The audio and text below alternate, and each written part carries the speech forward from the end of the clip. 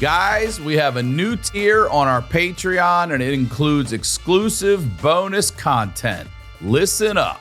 Right now, for just $5, you get the HoneyDew a day early, you get it ad-free, and you get a full bonus episode of the HoneyDew with y'all where listeners highlight their lowlights, and it's going to stay that way. $5. And for just $3 more, you're also going to get the Wayback a day early and ad-free, but that's not all. You'll get exclusive bonus content with the guests, some fun segments, maybe some games, and we'd love to get you guys involved, and that's all for only $3 more. And there's no censorship on any of the Patreon episodes. Subscribe now.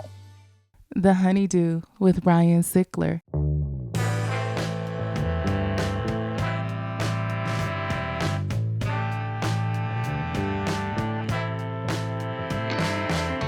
Welcome back to the HoneyDew, y'all. We're over here doing it in the Night Pants Studios. I'm Ryan Sickler, ryansickler.com, Ryan Sickler on all your social media. And I'm starting this episode like I start them all by saying thank you. Thank you for anything you do that supports anything I do. I don't care if it's a shirt. I don't care if you're telling a friend, whatever it is. Thank you so much. If you've come to see a live show, if you've done an episode of the Patreon, whatever. Thank you so much, all right?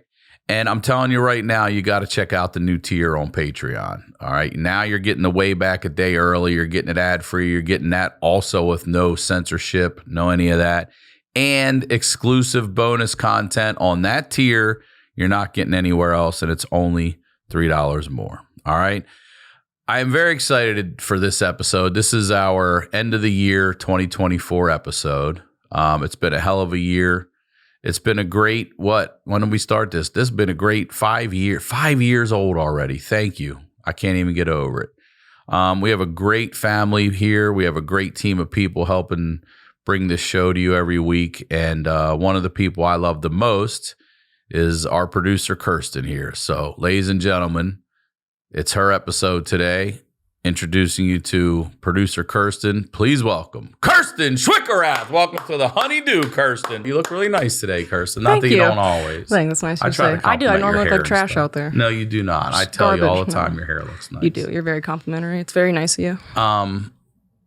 Thanks for doing this. Yeah. I'm already seeing stuff up there that I don't fucking know about you. So before we get into all this, because I know not everyone's going to see the Wayback episode we did, but why don't you tell them how you got the job here first? Well, I got the job because I actually planned on reaching out to you to do the HoneyDew with y'all. I was planning to write out my laundry list to get on the show as a Patreon member, but it was like end of May, just graduated with my degree. So I was like, well, I ended up reaching out to YMH because they were moving to Austin, and Nadav gave me the bump to you. And I was like, well, yeah, I watched the do a lot. So for sure, I reached out to you. I told you yesterday that same day you called me, your name came up on my Fitbit. Yeah, Fitbit. I denied it because I got so scared. I thought I was being pranked. How did my name even came up? Was I in your phone? No, it's something with. That's why I was like, is something going on? I don't know. I think it might be the cell services. It might just be there. Ryan Sickler it said on it? Sickler Ryan, and I was like, that is weird. In that real quick. And then I think it was like just a couple days after that I drove up to come meet you. I passed you. I didn't even recognize you on the sidewalk because you were sitting on the sidewalk smoking a joint, and I went into the store, and you're like, you walked right past me, and I didn't know it was you just because I'd only ever seen you on camera. I also didn't know you had a tattoo, and I was like, that can't be him, is it? I have short sleeve on that. You had a short sleeve on. I saw a little bit. I was like, I don't know if he has a tattoo. I don't remember it. So, but yeah, that was the start of it. And I think I mean, like you said, I drove up here for like 2 months before we officially moved. Yeah, she drove up for 2 months and interned for a lot of it for free when gas was $6 a gallon. Yeah. Then you end up moving closer, and now here we are in the new studio. Yeah. Yeah. So almost finally, how many years later? 3? 2? You're finally getting to do the episode you wanted to do? 3, yeah. All right. So let's go. Tell us about you. I guess Tell everybody where you're from originally. Yeah. So I'm from a really small town in southern Iowa called Melcher, Dallas. If people are familiar with sprint cars, it's right next to like the sprint car national of the world. It's called Knoxville. But is that right? Yeah, it's like huge thing. Like every year there's a nationals. Like people from New Zealand fly their cars over. It's a big thing. But Melcher's just like Melcher, Dallas is just a small town next to that. So I graduated with like 15 kids in my class. That blows me away. No. I mean, I graduated 15, and I always say that 12 of us went into preschool together. So it's like we were all... For real? Yeah, you went we were that all far through... Yeah, school? we had like... Our friend Tanner was homeschooled for a couple of years, but he came back. But there were only 3, I think, graduated with us that weren't there from preschool on. So it was What's like... that knowing like, that. though? Is it fun, or you get sick of those fucking people? For us, it was great. Our class was really great. Yeah, and good people. Yeah, our teachers would even tell us, they're like, man, we don't know what we're going to do after your class. Because our class wasn't necessarily all like super close friends, but we all just like understood each other. It was really respectful. People kind of had their groups, but the groups still intermingled. So I didn't mind it at all. I had a good time with it. Did you have rival high schools where you at least would go and see like, oh my God, there's 400 fucking people or 500 people in this class? No, because we're like anything that we do is all in 1A. So it's like, and I always joke that we're like the half A of 1A. What's it go up to? Because California, I know it's big out here to 5'4", 5A, I think is the biggest one. So my younger brother went to a 5A school, and I think his class was like close to like 600 kids, which is like bigger than my like college graduating class, I think, almost. Yeah. So when do you finally go to a high school where you're like, oh, this is what a high school's like, where they all pack the gym for the games, and like when does that hit? When I go to college. So when you go see your brother at a school or something? I never even really saw his because he's a couple years younger than me. So it really wasn't until I went to college. We did have a rival high school. College was small. Yeah, it was a smaller one. Like there's schools in Texas and California that are bigger than your college. Oh, for sure. Yeah. Yeah, it's definitely, it's like, I went to the University of Northern Iowa. It's the smaller of the 3 universities. I know you know about it. You're a big Panthers fan.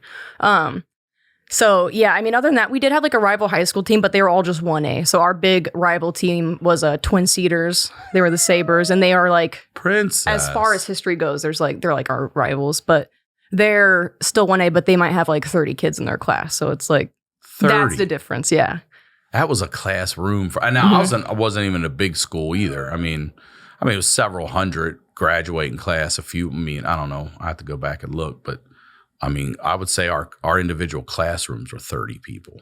Yeah, those are like our actual full class sizes. I mean, I think I said on the way back too that, so our high school building was 6 through 12. And I think the most at one time, our student body was like 126 or something. Mm-hmm. So, and that's 6th grade. So, all right, explain your extended family. Start with that, because you've got a lot of siblings and things moving.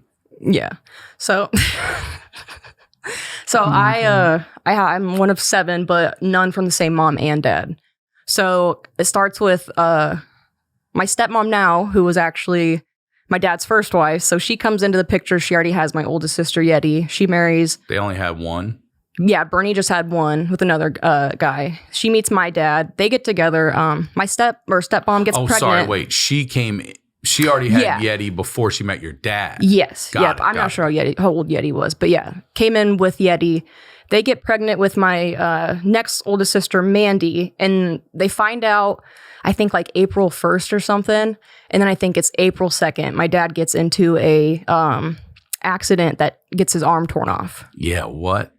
I've met your dad and I've seen. Yep. So what happened? So it's one of those things like we've just only ever known him with his little arm, as we call it. Yeah, I guess so. We love Scary Movie too. So like that's his little arm we always talk about. But we've only ever known him with that. And it wasn't until I actually did a video project in college that I like learned the severity of it. But he was working as he was laying like gravel rock. And it was one of those like gravel pit elevators.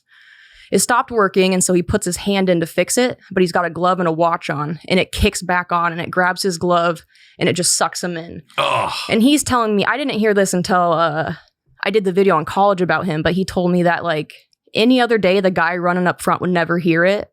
And I didn't know this whole time, but he has a scar on the back of his neck right here because it almost decapitated him. Well, like put him in like this? It kept pulling him in. Shit. And somehow that guy had heard something going on, and he stopped it in time, and there was like some things lined up really weird to where like there was a farmer down the road that had some type of equipment that could get him lifted to where he was airlifted and stuff. But we had the newspaper article for a while, and the officer, whoever arrived on scene that was writing about it, said when they got there, his arm was hanging by a 1/4 inch of skin. Ew! A 1/4 inch of skin. No. Yep. And it started off with them being like, and he was doing that, and he always has been mechanic stuff. So I don't know if that was like a side job, but always been working on cars. But it started with like, they don't think they're going to attach it. They end up attaching it, and they're like, it's attached, but it's very touch and go. We don't know if it's actually going to last. It ends up lasting. It actually ends up lasting so good that, like I said, he was a mechanic for 35 years until that changed. How much function does he have in it? Does he have his hands? He can do all that. The only thing is, it's his left arm, so he can only go about to right here. So like when we go golfing, his swing is a little different. I always laughed because like as a kid when he'd make me sandwiches, he would just like smack the bologna up here because he just couldn't hold things this way. So it's just like smacking deli meat on the back of your hand. But yeah, I mean, be a hit at Subway. You really want to know. I mean, I think my best friend Jessie was like, we were probably in 4th grade before she had salt and was like, what the hell happened to your dad's arm? And he, of course, is like, man, there was a pack of wolves one night. Like anytime someone asks him, he has something different to say. But yeah, that was, he made the comment, you know, like he remembers just thinking like, oh, I'm never going to meet my daughter. I'm never going to meet my kid. And now he's got 3 daughters and a ton of grandkids. So he is lucky. Yeah, it's wild. I mean, that's been a brutal death too. Yeah. Jesus Christ. It really makes you think like if that butterfly effect of like that one thing changes. You don't And there's exist. this whole line of people that never come along. Yeah. I mean, I think he's up to like 14 grandkids now or something. So Okay. yeah, he was able to use it fine. Like it never really seemed to like hold him back any. He was a mechanic, like I said, until that stopped. And then once that stopped, he switched over to Hormel. So he's like a certified forklift driver. For Hormel Meats? Yeah. Oh, hell yeah. Yeah, Pro Meat Squeezer. Supports us with it. So what is it? Pro Meat Squeezer. That's what he says it himself. Yeah, that's his favorite thing. That? He's like, I love squeezing meat with his weird little hand, with his little hand, with his little arm. But All yeah. right, so then they split. So they have my sister Mandy. 2 kids. They have my sister Sherry. You've met Yeti and Sherry. You haven't met Mandy. They end up splitting. My dad gets with my mom, and my mom already has my older brother. Got it. From a previous marriage. She was married, divorced. Now, met real my quick, dad. Do you know their previous part? Do you know your mom's previous, or is it your brother? So do you know your brother's father? I do know my brother's father. And I won't go like too much into his story just because that's his, but like he had his biological dad, but like my dad is his dad. Gotcha. My dad has always been his dad. And I don't really know what his relationship with his dad is outside of that. I just know that it was always my dad. So yeah. So they get together. They have me. They get divorced when I'm in kindergarten. And I don't remember much of it. Like, I honestly had a really good childhood. I will say one thing I always tell my mom, like, one of my earliest memories is, it's kind of like split in two, where it's like there's one where I'm at the daycare that I'd go to, and one where I'm in like in a waiting room. And I'm looking at like a magazine of a family, and they're all happy. And in my mind, I'm like, why the fuck are they never showing the families that are fighting all the time? Like in my mind, I was like, where are the commercials with like mom and dad screaming in the basement? Like, where's our family representation? So I have that, but like other than that, like everything was good. They actually co-parented really well once they got divorced. Mom and them get divorced. Mom marries my stepdad now, Eric. He had a son from a previous marriage. Damn, they all came in with one. Yep. Okay. They all come in with one. And then they had my youngest sister, and that's the end of the line. So how many biological siblings do you have then? 3 more? They each had 1? 4. 4 more. I have 4. So I have 4 halves, and then Yeti and my younger brother, Bradley, are the only one that are step. Yeah. Got it. Yep. Okay. And you're close with everybody, though. Yeah, I am actually. I'm really close with everyone in just different ways. I'd say Sherry and I are probably closest, which is interesting because it's a 12-year age gap. But I don't know. We just kind of understood each other. So, but yeah. You're the second youngest then, or third? I You would have a be younger the third. sister and a younger Yep, brother. I'd be third. Right? Okay. Yeah. So I'm like the baby on dad's side, but second oldest on mom's side. All right. And going back and forth, that was fine with you? Were you good with that? Were they close by or? Yeah. So dad still lives in the house that like they built when I was born, and mom lives in town. They're all in Melcher, so that was really easy. It was kind of interesting because it's like at dad's house, I was a single kid, like I was the only child, and then over here it was brothers and sisters occasionally. So always sister, but brothers coming in and out. Did you like that better, or you like the balance? I liked them both. I think one thing I struggled with sometimes was just feeling like there were times where it was like mom's day, dad's day, and there were times where I was like, what about my day? Because I just got sick of going back and forth at times. But they were also very good at like, I think about this for Stella a lot. Like there's just me and Princess at my place, but then sometimes her brother and his girlfriend are over at mom's. My dad was always so great though. Like I remember he always would call it Sunday fun day, and we would go do something, whether it was like fishing or riding our dirt bikes or just something like that. And they were also really good too about, you know, like if mom's got something going on this weekend she wants to do, like, it doesn't matter days or days. They're really great about that and stuff. So, yeah, even them being, I always say like them being divorced was like a blessing because I feel like it made them closer. And like my grandma now even says like I always told your mom like she divorced your dad, but I didn't. Like he was always still part of the family and stuff. So like just really good upbringing. That's good. Yeah. Okay. Yeah. And then how were you how long before Eric comes into your life? If you're kindergarten, when they split, when does he show up?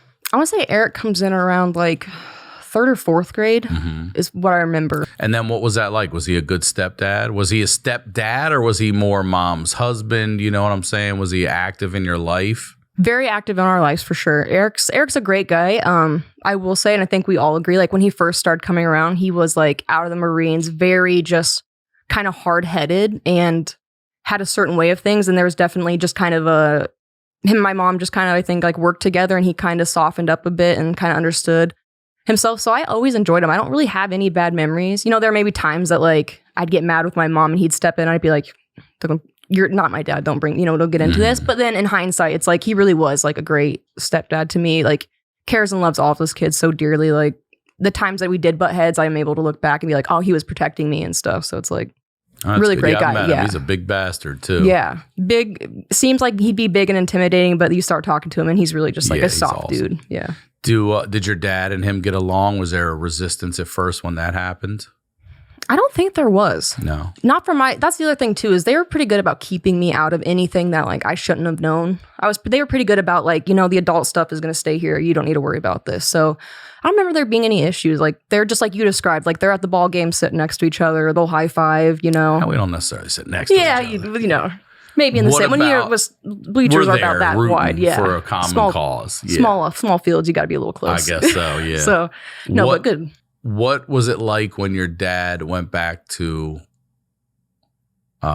his first wife? Yeah. What was that like in the family? Was mom like mad, blunt? Well, I don't think mom liked it too much. So it didn't matter, I guess. She didn't really have a say after that. I mean, like they split. It was divorced. Was there a little something going on the entire time? No, I don't think so. It's like, I think my mom and dad, I think split pretty like they did their own thing. And I think that was separate. And then I'm not actually really sure how my dad and Bernie got back together. I just remember she kind of started coming around like 2nd grade, I want to say. So it was a couple years. Maybe he was seeing her. I just didn't know, you know, and I wasn't there. But when she came around, it was fine. Like I didn't know Bernie before that. I don't remember ever knowing her as like, oh, this is my sister's mother. So it was great. I mean, I still ask my 2 sisters, though. It's like, hey, what's it like to have your parents back together? It must be nice that some of us got it, you know. But I think it's probably weirder for them. It's kind of interesting that they have like an arc of them being together, divorced, and now late in life, they're back together and stuff. So that's pretty awesome. Yeah. All right. So tell me about, is this in order up here? Yeah. So tell me about Almost Found Out of College. Why? Yeah. So I just think that's probably where my like lowlights start. I was a really good student in high school. It was easy for me. If anything, except for 4th grade, I was not good in 4th grade. Outside of that, though, like 4.0, never had an issue with stuff. If anything, it was like they bumped me up in some classes because I was just getting a little rowdy if I got bored because I was kind of like excelling and stuff. And that's not me like bragging. It's just small school, not a lot of resources type thing. So like killed it in high school, get to college, and I'm just totally lost. And why? Is it because you can set your own schedule and you're so used to a routine for all those years, and now you could go on Tuesday at this time and a Thursday at night and shit like that? Definitely partially that. So senior year, right before I leave for college, like mom and I get in a huge fight because she finds out I've been smoking weed. Not good. Like tears us apart for a bit. Like was not great. Yeah, I mean we didn't talk. I think for like 2 or 3 weeks when I went up to college, which was really hard. We had this weird thing happen where I feel like my dead grandpa intervened and like we called each other on the both day. Had this, I won't go too far into it, but we had this thing with $2 bills. We hadn't been talking. We both get a $2 bill the same day, which was like a sign from our grandpa. We call each other and make up, so that it was better. But I was just really lost, and like not to cut too far ahead, but I'll eventually get to it. I find out that like I get diagnosed with ADHD, and looking back on it now, I think a lot of it was like I was kind of dopamine sinking. I was lost, and I was just trying to it was this weird mix of going from like high school was so easy and I felt so smart. And now it's like, were you lied to the whole time? Because like you're kind of a fucking idiot here. You're not doing good. You're failing out. Big fish in a little pond to little fish in a big pond. Yeah, now. and it really messed with me mentally. And it would get to the point where like I would miss a couple classes, and then you get down, and then I almost failed out. And well, first semester I got on academic probation. I come back second semester, do good. I get in a series of very sketchy relationships that then make the second year even worse. And that's when I almost got tossed out. So yeah, I'm trying to think. I mean, most of it I think was just, I was lost. I felt like I was so smart and had it under wraps, and then things just started to fall apart around me. And I was like feeling like I was letting my family down, letting myself down. There were times where I was just like, I think it was Andrew Santino that was in here one time. And it's like, to be really honest, like never a feeling of wanting to off myself, but there are times where it was just like wanting that social suicide of just like, I wish I could just get away from this and start free, because it all just felt so heavy. And then eventually I go through a really bad relationship. I end up getting diagnosed with like PTSD and ADHD. My mom gets diagnosed with ADHD at 40, and I start realizing that there's a lot of symptoms that she has that I'm feeling in myself, that I'm starting to wonder if that's the case. So I end up going, and then I realized a lot of this anxiety I had in college was a lot of mismanaged ADHD stuff, where it's like my brain was just not functioning how it was supposed to. I wasn't able to keep on top of things. It just felt like nothing was ever in order and nothing was ever like there. Maybe like just the fact that curriculum and everything changed, it popped off your ADHD. I think that was part of it. Yeah, I think it's just because I didn't have someone monitoring. It wasn't like, when I was in school and like I got bored or I finished something, like the teachers knew me. I could go and talk to them or like find a way there. This, I was just kind of left to my own devices, and my own devices very quickly turned into like just smoking weed. I got into acid for a while because my boyfriend at the time dosed me in a movie theater. Without you knowing? Had no idea. And was that your first time ever doing acid? Yeah. That's how you fucking, man, what movie? Doctor Strange. You ever seen that? No. Yeah. I mean, watch it. You don't need acid for it. It's already insane. But yeah, so I got into that, and like it was weird, but I was just in this weird place where that was also the only person I felt like that understood me at the time. So like I just went down like a path of like, man, I would do acid and stay up for a day, and then I'd go to like my public speaking class and just give a speech and walk out. And I don't know how I did that, because those I did good in. And there was a while where like I was like, maybe this is working. Maybe I just need to be like on psychedelics the whole time, which I didn't. It was not good. Got out of that and stuff. Acid's not the one. No, if you're going to be on one. Yeah. No. Love shrooms now, but yeah, I haven't done that since. So all that goes down. I get into that relationship ended. I get into another one, which is worse. And that's the one that really just kind of like beat me down and got me into where I finally get diagnosed with the PTSD and the ADHD stuff. And it kind of just helps me get into where I can get into therapy. I start sorting through like these 2 years of stuff that I haven't even understood to even begin processing. So like start understanding all these things. About junior year, things turn around. I start getting help. I get out of a bad living situation. You've met my friend Nicole. Mm-hmm. So funny story, Nicole's mom, you've met Charisse too. You loved her because she was the one smoking Pall Malls outside, cussing with us. Yeah. Charisse and my mom were best friends in high school. Okay. So where my grandma lives now, across the street, was where she grew up, and Nicole lived there for a while. So we went to the same daycare. I'm at college one day. I'm walking down our hill, and I run into Nicole, and I'm like, holy shit, I forgot that you went to school up here, and I hadn't seen her since probably like third grade. And you recognized her, huh? Yeah, I recognized her immediately, and I was trying to move, and she's like, we have a spot open at our house. It's me and my two cousins if you want to come move in. And that is like very much like the point I can like point to and be like, this was the pivotal moment that things really turned. Saved you. Absolutely saved me. Got with like people who were on the, like they were all very like serious about school, kind of helped me get serious. Definitely changed my life a lot. So that's where things kind of got better. And then I kind of fell back in with Devon after that. And so Devon, we were long distance that whole time, but. Well, let's go back to the relation. Yeah. How did you get out of that abusive relationship? It came to a head kind of gnarly. He was in the dorms at the time. He had moved in with us like a couple weeks just because we needed help with rent and stuff. I had a best friend at the time who was also living with me. She had moved up from our hometown. She wasn't in school, but was like, yeah, I'll take a shot and see what's up in this bigger town to go, so it's going down. there's a lot of like stuff that happened before this, just like abuse and stuff. But it came to a head one night because she had went down to Florida for like some Chuck thing with one of her friends that I wasn't friends with. But he knew I was home alone. He had moved out at that point, and he started banging on the door, and I had to call the cops. Like, I thought that might be the night that like things would get. Really? Yeah. So yeah. he targeted you then. He knew you were all I was afraid. I knew he was out there banging on the door, and he was telling me he was going to come in. He was telling me he was going to get me. He was going to kill me. But did they arrest him? He was never arrested. He was going to kill you? He said that shit? My friend knew at the time because I had sent her a text. I was worried he was sending me weird stuff.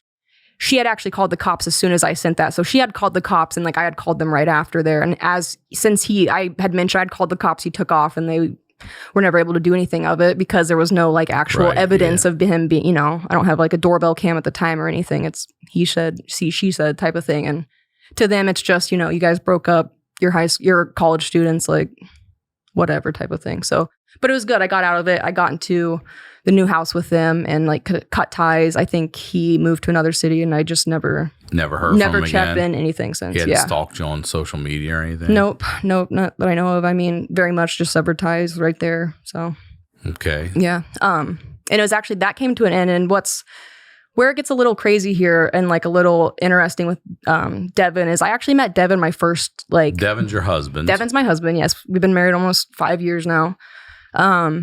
I met him actually like my third week of college when I first left my first year. I was under a fake name on Tinder. I just wanted to find house parties because that's where I was.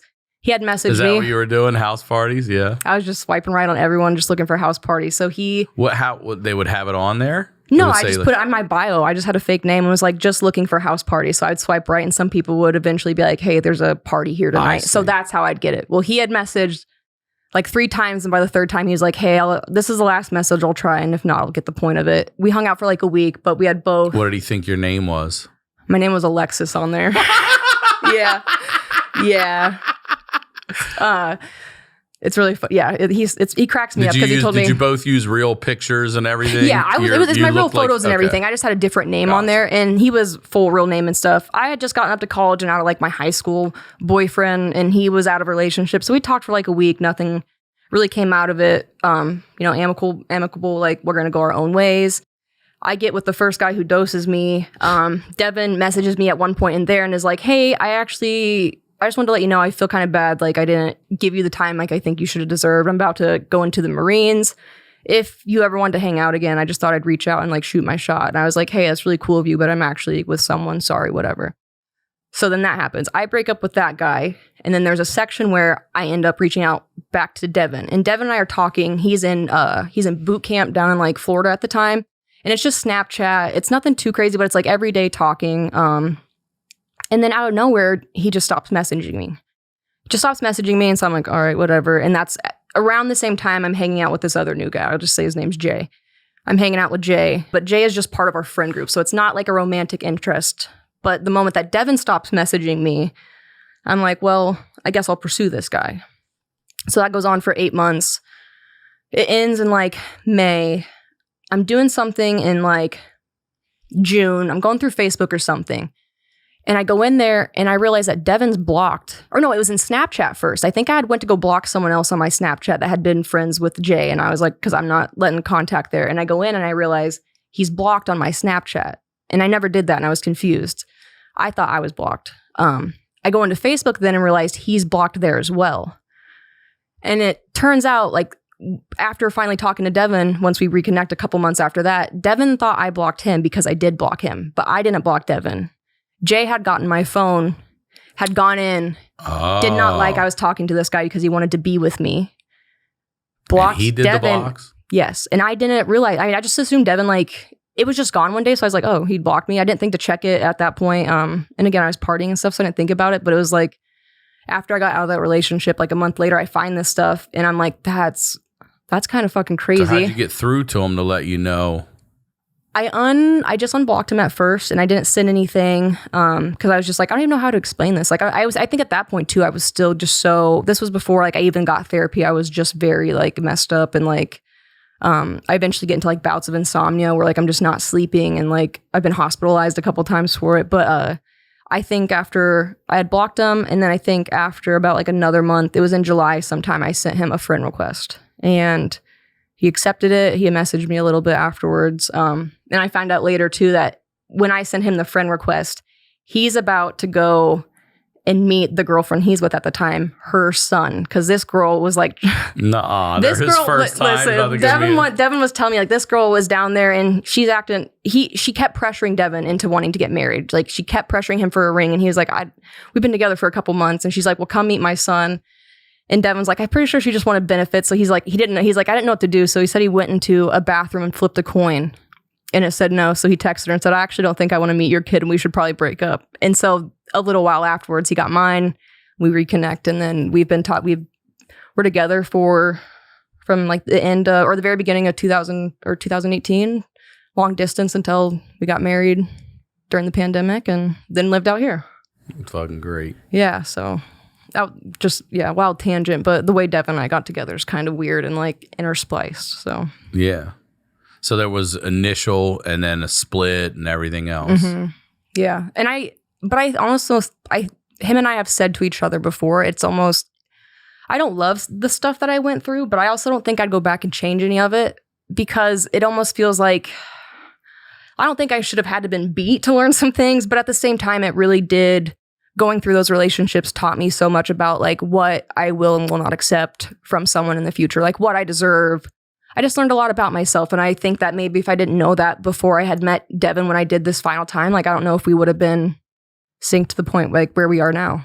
Well, it's what you said, going back to your dad almost losing his arm. If that happens, all these people don't even exist. Mm-hmm. And if you don't do exactly what you did in this situation, you may not even have Devon. Mm-hmm. You know what I mean? We talk about it a lot because I feel like that second time it wasn't super... It was really just casual talking. Like it wasn't super romantic or anything. And it's like, yeah, I think if we would have tried to pull the trigger and like make something work right then, I don't know if it would have. I think, I think it might have been like the perpendicular pass where we're here for 1 second and then we just split forever. But now I think instead we're like on the parallel where we're together and we're good. He's definitely my person. He's a really great guy. Yeah, he's a good dude. He is. I don't want to make you talk about it if you don't want to, but you said I shouldn't have had to get beat. Mm-hmm. So who's this guy? Is this the guy that's Jay. beating on the house and trying to kill you? Yeah. So he was already physically abusive. Yeah. So and you believed him for sure when he said, I'm coming in there to fuck you up. Yeah. And it's weird because it's weird how it slips to that point because it's not, it's never, I shouldn't say never. My experience wasn't just like, boom, I'm hit one day and it's like, where the fuck did this come from? It happens so gradually and stuff like just controlling give me an things. Example, like what? I was never allowed to shower alone. I could not be in a shower alone in the bathroom, but yeah. At your own house? At my own house. Listen, I've heard some ladies tell me crazy shit. I've never heard that. Mm-hmm. Why? I don't know. What would you what, is he afraid you're going to masturbate in there? Yeah. There are times like that. There were times where like, yeah, he would tell me like, if you are a woman, you touch yourself, like you're disgusting. That's weird. Stuff like that. That wasn't too heavy, but then it became like, yeah, like I wasn't allowed to like be in the bathroom alone. So there were times where I was like, are you worried that I'm like texting? Like you can have my phone. There are times where it's like, I never hid anything in my phone. Like obviously I didn't. You got in there beforehand, before we were even dating. So things like that. Like I wasn't allowed to do that. He would have to be in there. And like, if he wasn't in the shower, he had to sit there on the toilet and just watch me and make sure, like watch my every move. Supervised showers? Basically, yeah.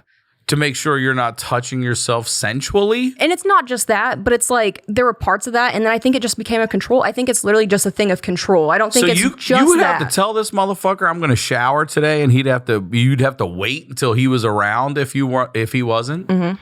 Yeah. And if you took one, he'd physically beat you?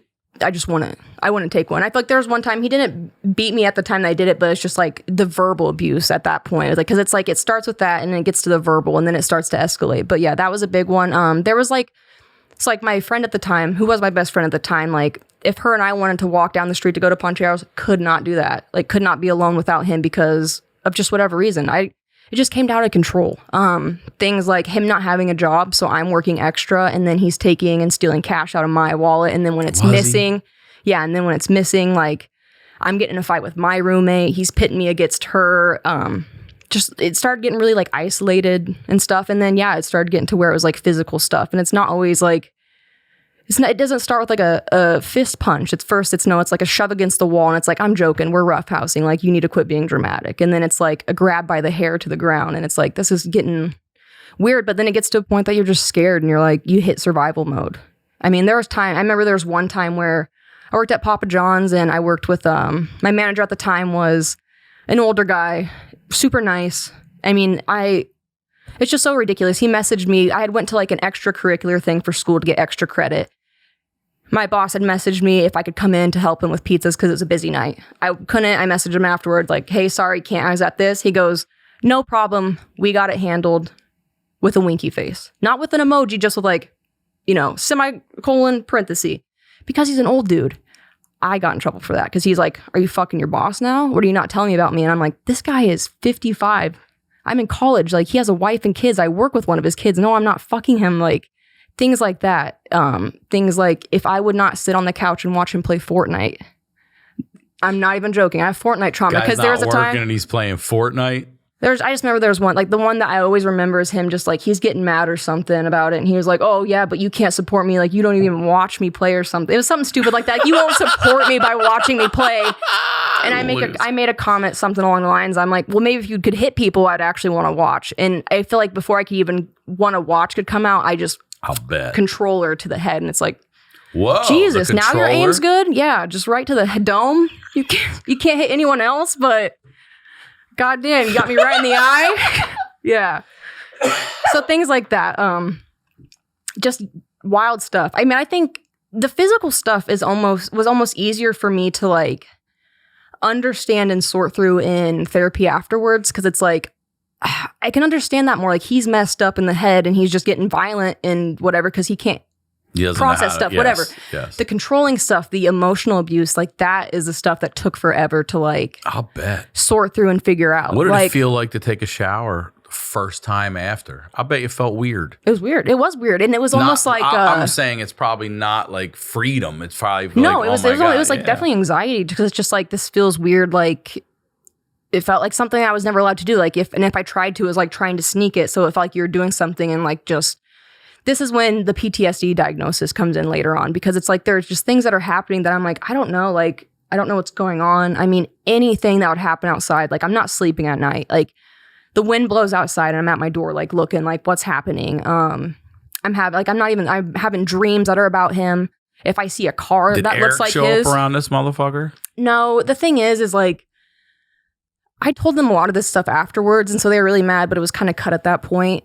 I think it just hit the point where I was like, I needed to just end it and cut, and I didn't want anything else than that. So it's like, when that night went down, it was like, that was it. I don't know where he's at. I don't know where he went after that. You never tried to look him up? I don't know. I don't care to. Yeah, I don't care to at all.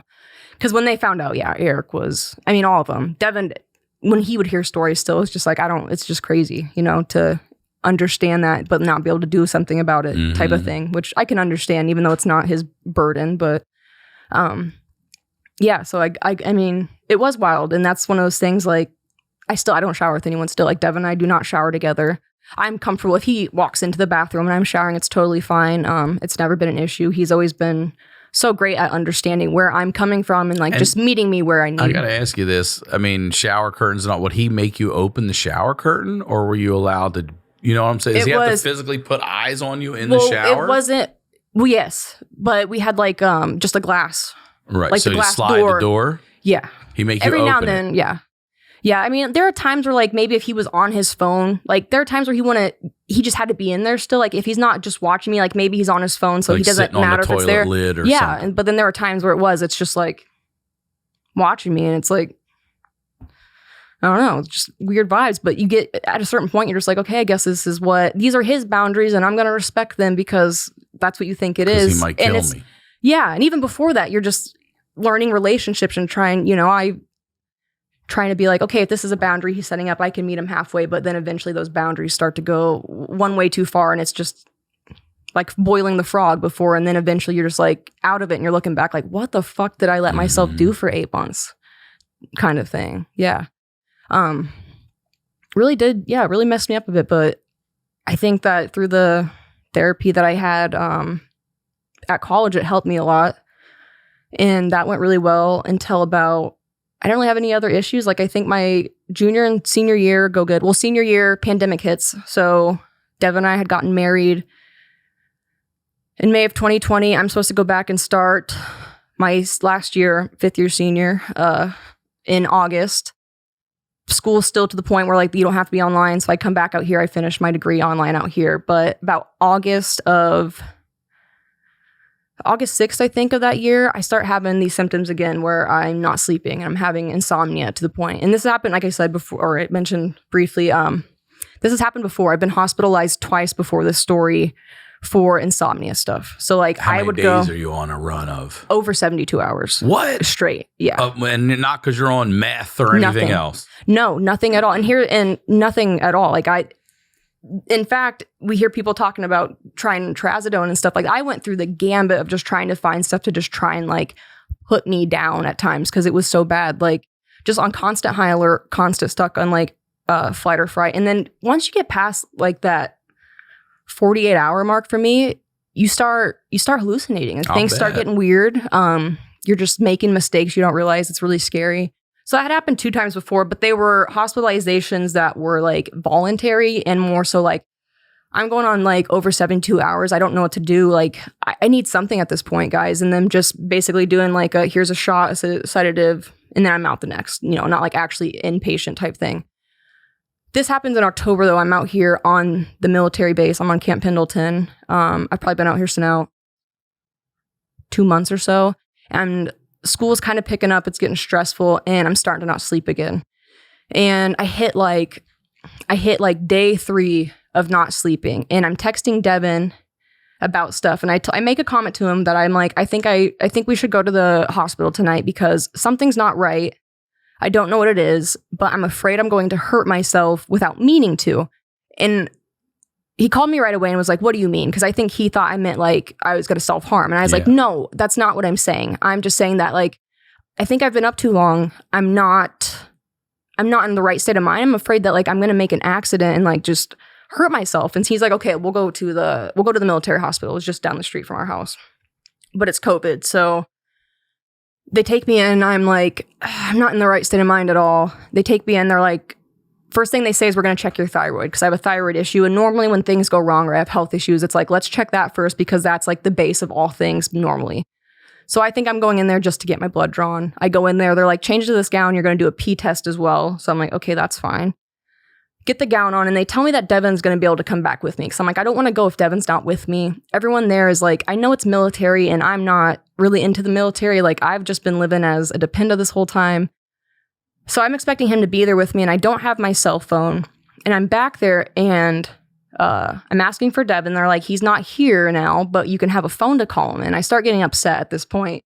And some of this is like kind of blotchy to me. Devon's had to retell me it because I start to get really upset that he's not there. I start screaming at them to give me my clothes back because I'm like, okay, you guys got my piss and my blood. So like, where are my clothes? And they're like, you need to wait here. You need to wait here. And I'm like, I'm not doing that. Like, I'm an adult. I gave you what I want. You need to let me go. And they're like, that's actually not the case. And I said, all right, fine. And I took off running. Did you? In my gown. Devon, this is the part I don't remember that Devon tells me. Devon said he's waiting in the waiting room. I was going to say, he's there, huh? Yeah. Said he's waiting in the waiting room and all of a sudden he goes, stop her. And he said he sees me run out and my tits are hanging out of the gown. He's like, you charged the armed guard with your tits out. I'm not even joking. And the thing is, and here's what's also funny. You definitely get locked up now. Oh, I am. And it gets worse. You charge the armed guard with your tits. And so then finally it gets a little worse and like, it's going to get a little meta here because I'm going to, I'm going to tell you just how much of a podcast nerd I was at this point because when I'd go through these insomnia bouts, I'm listening to YMH episodes on repeat, I'm listening to The Do because if I can't sleep, it's like trying to listen to something else to like not have your own thoughts going all this time. So before we had went in, and this is where it gets a little like bumpy for me because like at this point they had like gave me some type of sedative because I also find out later that like they did not know any of my past records. So like I'm on a ADHD medication at this point. So they see that in my system and they're like, oh, she's in a psychosis, which I understand the overlap, but not quite that. But anywho, so I charge them. They finally get me back in the room. They now have 2 guards outside the room and Devon comes in. And I had forgotten at this point, but when we were going in, I was telling Devon, he's like, listen, if things get like whatever, like we can have a safe word of whatever. If something, like if you're getting too worried or something, he's like, let's just say like, can we go to your mom's house? And I was like, okay, gotcha. So charge out there with my titties. They get me back in the room. I'm sitting down. There's like 3 doctors. There's 2 armed guards out there. Devon's sitting there. They give me a cup of water, and he's sitting there, and I do remember this part because he's like, hey, you're fine. He's like, didn't you mention that you just want to go to your mom's after this or something? And I'm like, shut the fuck up. Why are you talking about my mom? I don't want to leave this hospital. Like, I'm yelling at him. They give me a cup of water at one point. I take it, and then I just throw it at one of the doctors because I'm just so mad. I can't imagine. Yeah. And this is, I mean, looking back, this is not me at all. I'm not this type of person, but just so rowdy to the point that, like, I finally just gave in. I realized that, like, it got to the point where they were like, listen, not your choice anymore. You are now officially on a 5150 hold. You're going to be transported by ambulance to the Naval Hospital down in San Diego. There's nothing you can do about this. And I think I fought them a little bit more, and I finally just got defeated. I slept the whole way to the hospital. And that's when I think this is like probably one of the most traumatizing things in my life, was getting put in the psych unit at the military ward. What do they put you in, a jacket or no? Well, no, at first when I get there, I'm just in... You're not cuffed or anything? Restrained? Nope. They put me on the gurney for the ambulance, and I think they had given me like an Ativan or something at that time, like to bring me down. So like I did fall asleep on the ride there, get to the hospital. We're at 48, so we can visit. Get to the hospital there, and because it's COVID, like normally my case, like I would be able to have visiting hours. Like Devon would have been able to come and visit me and have lunch with me or do something like that. I don't get any of that. They send me there. It's like overnight. So I'm in a room alone for the first 2 days. And what I don't find out till hindsight is like, it's a military psych unit. And I haven't, this is going to seem a little blotched just because some of it is still blotched to me, but it comes apparent to me a few days in that like, they're expecting me to operate as if I'm also like part of a military unit, as if like I understand. So like they put me in a room alone. They haven't told me that like, okay, at this time is like when we release shower stuff for people. I had a shower with stuff in there, so I was still showering. Or like, this is when group meetings are. Like, they're expecting me to take the lead and know this, but I don't know that, and I don't realize it's being held against me. So 5150 is supposed to be like 72 hours. I end up there for a whole week. Damn. When do you find out that... whole week. Find out what? That you're supposed to be... that you've misunderstood and it's being used against you. When do you find that out so you can say, hey, I'm fucking not part of this shit? I think about 3 days in, because the other thing too is like, I think about like 3 days in, because the other thing too is like, I just feel lost. I feel like it felt like the biggest mind game ever. It felt like I was put in this, I went from being delirious to now I'm in a situation where I feel like I have to play some weird mind game to get like the right codes to get out of this place. Cause like, while I did need help, this isn't the help that I needed. And I'm in there with people that are like needing some help. Can you talk to Devon? Do you have communication with him at all? So I can call Devon on the phone, and bless his heart, it was so rough for him just because I'm calling him and I'm freaking out and crying and stuff, and he's having to communicate to my mom about it. But he was great, and I am able to talk to him, but I'm not able to see him. And I think that's the part that messed me up the most, because it's like, not only have I've only been living in California now for like 2 months officially. So not only am I in a hospital, I don't know anywhere. And everyone. It's not like I'm in Des Moines and you can run out. Mom's right there. Yeah. Hold on a second. So yeah. It's not, I think it was just a feeling of being like, oh God, I'm stranded and I don't know. And it felt like these military people are just such authoritative figures. It's like, I just got to play the game to get out of here and stuff. And it was a nightmare. I eventually, I go to the groups and I get out of there, and then they have to do a separating call at the end where you get on a call with all the people that have been observing you the whole time that I didn't realize have been observing me this whole time. And then we got on a call with some judge of some sorts, and I could have that wrong, but someone higher up who then evaluates cases. So they're like, you're going to be allowed to speak and say your part, but you have to wait until all these other nurses are done speaking first. So just be calm. Wait your turn, then you can speak. And so I did. And all these nurses are reading things off. They're like, she's not complying with taking showers at the right time as everyone else. She's not coming getting her tray at the same time as everyone else. And this is part of that thing where I was like, I didn't know there was a schedule. Like, I'm just being left in a room. She's looking out the windows trying to escape and like trying to elope and causing nuisances, because I would stand by the fire exit just to try and see like where I was every now and then. Never got near the door, like would keep my hands behind my back. So they get through all this stuff, and then I finally get my chance to talk, and I'm just like, I'll be honest, I don't know why I'm here. Like, I've been here for a week. I've been fine after I got some sleep. Like, after I got those 2 nights of sleep, I've been fine. No one's telling me what I'm supposed to be doing. I never tried to run away. Like, I'm just trying to figure out what to do because, like, I feel lost and I'm really confused and, like, none of this has been super helpful. I also forgot to mention they're not linking up with all the stuff that I had just went through with my therapist psychiatrist at the university. So they're not looking at like all this treatment that we've gone through, all this medication I've tried and gone through and stuff. And so then they cold turkey me on like my ADHD medication. They tell me you don't have ADHD, you are actually bipolar. And so we're going to put you on mood stabilizers. And so that's happening also halfway through the stay. So that's messing with me. And it messed with me until like, honestly, probably about a year or two ago. Like I was afraid to go to the doctors and like seek help. It wasn't until you were in the hospital that I was like, I need to get help again. That's when you went when I was in the hospital? Mm-hmm. That's nice. Yeah. Because before that, I didn't feel like I could trust them. Do you feel better now? Yeah, actually, So were they wrong?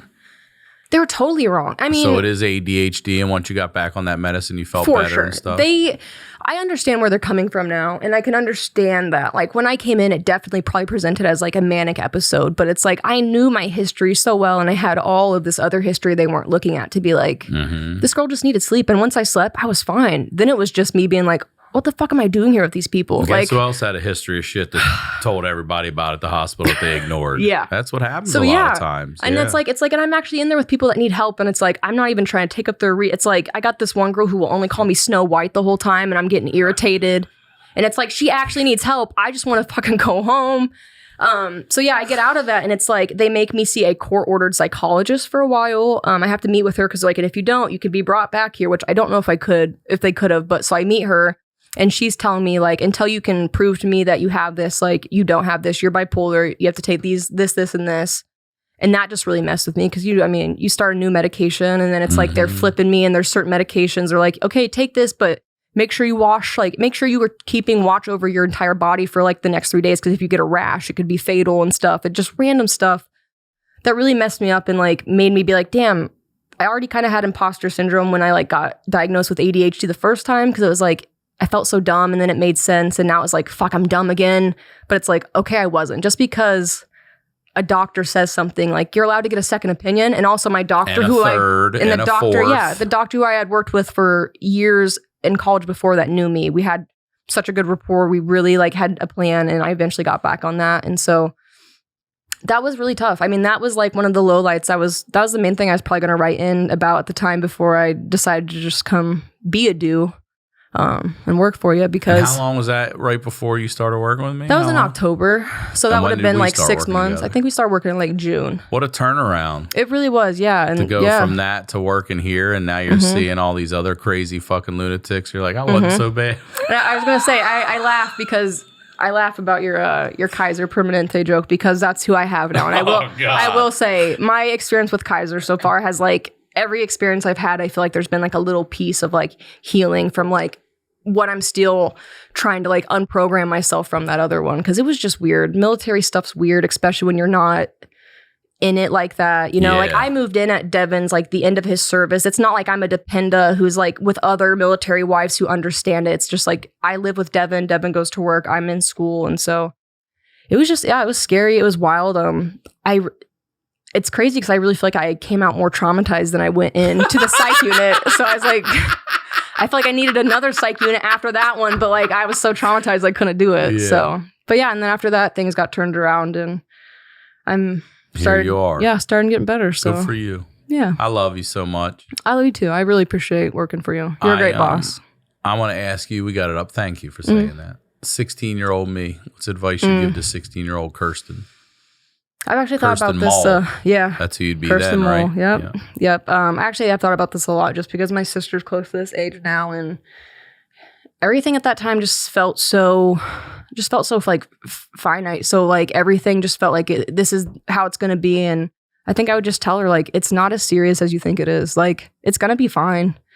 And like nothing about like worrying about tomorrow's problems are just going to take away today's peace. So like, stop, give yourself some grace.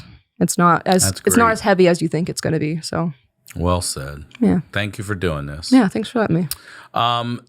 As always, Ryan Sickler on all your social media, ryansickler.com. Have a great new year. I hope all your dreams come true. Happy, healthy, and wealthy 2025 to y'all.